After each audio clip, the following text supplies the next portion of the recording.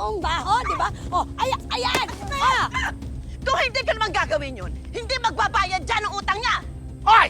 Gusto niya magbayad pero hindi siya makabayad. Paano ang taso magtubo?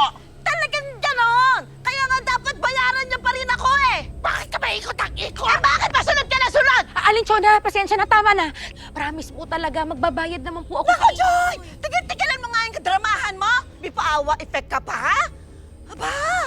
Ano gusto mo? Bigyan kita ng award? Ha? Award sa kaiiyak mo? O, ito award! Ito, award!